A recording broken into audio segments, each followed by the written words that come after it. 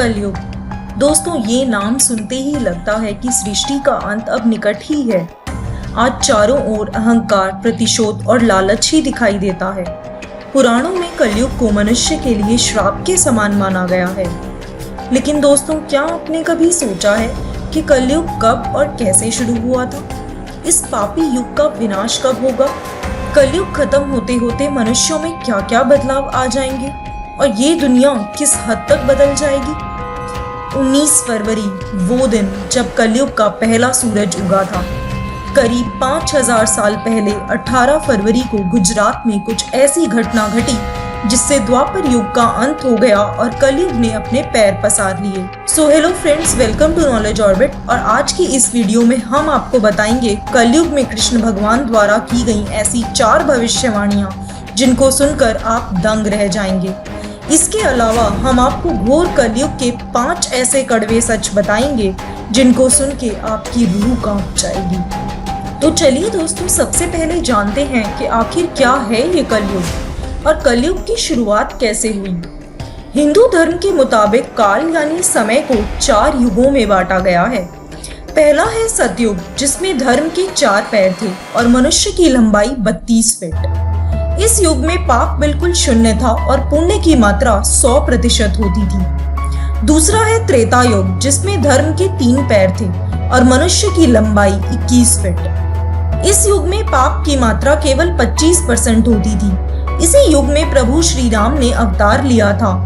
तीसरा युग था द्वापर युग, जिसमें धर्म के 2 ही पैर बचे थे और मनुष्य की लंबाई 11 फीट। द्वापर युग में पाप और पुण्य की मात्रा 50-50% होती थी, जिसका मतलब ये हुआ कि इस युग में आधे मनुष्य पापी और आधे पुण्यात्मा हुआ करते थे। इसी युग में भगवान श्री कृष्ण ने अवतार लेकर महाभारत में धर्म की रक्षा की थी। चौथा और आखिरी युग है कलयुग, जिसमें धर्म का सिर्फ 1 ही पैर बचा है। इस युग में मनुष्य की औसत लंबाई 5 फीट 5 इंच देखने को मिलती है और पाप की मात्रा 75% है। मतलब दुनिया के 75% लोग अधर्मी हैं। ऐसा माना जाता है कि इन 4 युगों की समाप्ति के बाद दुनिया का नाश हो जाता है और फिर से सतयुग आता है। हमारे हिंदू ग्रंथों के अनुसार युगों के परिवर्तन का यह 22वां चक्र चल रहा है। तो चलिए दोस्तों, जानते हैं कैसे हुई कलयुग की शुरुआत। भगवत गीता के अनुसार आज से लगभग 5000 साल पहले जब कृष्ण भगवान धरती छोड़कर वापस बैकुंठ को चले गए, तब द्वापर युग का अंत हो गया था। ये वही समय है जब 5 ग्रह मंगल, बुध, शुक्र, बृहस्पति और शनि 0 डिग्री पर आ गए थे। बस तभी से कलयुग की शुरुआत हो गई थी। महान मैथमेटिशियन और एस्ट्रोनॉमर आर्यभट्ट की गणित के अनुसार भी इसी समय कलयुग की शुरुआत हुई थी। अब आप सोच रहे होंगे कि आखिर कितने सालों तक चलेगा ये पापी युग। तो मैं आपको बता दूं कि कलयुग 4,32,000 साल लंबा है, जिसमें से अभी तक सिर्फ 5121 वर्ष ही बीते हैं और 4,26,880 वर्ष अभी भी बाकी हैं। लेकिन दोस्तों, जिस तरह से दुनिया में पाप बढ़ रहा है, उसको देखते हुए तो ऐसा लगता है कि कलयुग अपनी चरम सीमा पर है और बस अब कुछ ही साल बाकी रह गए हैं।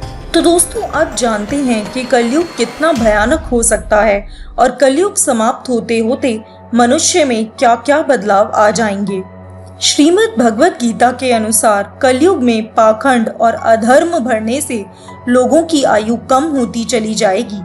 जिस समय कल की अवतार अवतरित होंगे, उस समय मनुष्य की परम आयु केवल 20 वर्ष होगी। लोग 2 फुट के यानी कि बोने के समान हो जाएंगे। गायें भी बकरियों की तरह छोटी छोटी और कम दूध देने वाली हो जाएंगी। कलयुग में औरतें 5 से 10 वर्ष की आयु में ही मां बनने लगेंगी। 16 साल में ही लोग बूढ़े हो जाएंगे। युवावस्था समाप्त हो जाएगी।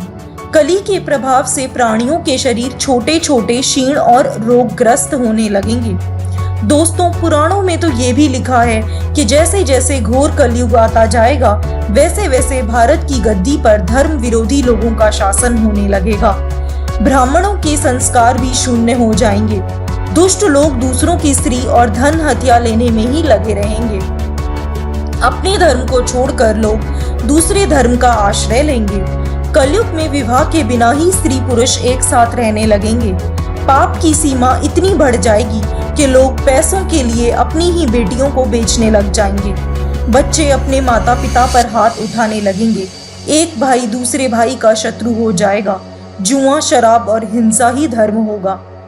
और दोस्तों, क्या आप जानते हैं कि जब कलयुग का अंत बिल्कुल निकट होगा तब क्या होगा? तब देश विदेश में बड़ी बड़ी भयंकर लड़ाइयां होंगी। इंसान पूजा, व्रत और सभी धार्मिक काम करना बंद कर देंगे। सभी देवी देवता पृथ्वी छोड़कर अपने धाम लौट जाएंगे। धरती पर गायें तो दिखना भी बंद हो जाएगी। पृथ्वी पर ऐसी प्रलय आएगी कि जोरों की गर्मी पड़ेगी और अन्न उगना ही बंद हो जाएगा। पेड़ों पर फल नहीं लगेंगे। सभी नदियां सूख जाएंगी और हजारों सालों तक धरती पर अकाल बना रहेगा। फिर कलयुग के अंत में कृष्ण भगवान अपने 10वें अवतार कल्कि अवतार में जन्म लेंगे और अधर्म का नाश करेंगे। उसके बाद एक ऐसी प्रचंड आंधी उठेगी जिससे लगातार 12 सालों तक वर्षा होगी। पूरी पृथ्वी जलमग्न हो जाएगी और कुछ इस तरह से कलयुग का अंत हो जाएगा।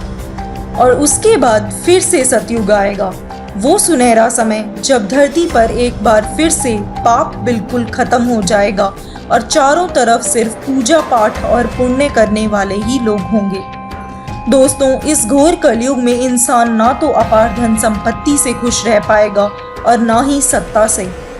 कलयुग के विनाश से बचने का सिर्फ एकमात्र तरीका है भगवान की पूजा करना, धर्म का पालन करना और हर समय हरि कीर्तन करके ईश्वर का आशीर्वाद लेना। जो व्यक्ति धर्म से विमुख होकर रहेगा वह हर समय दुख और संकटों से ही घिरा रहेगा।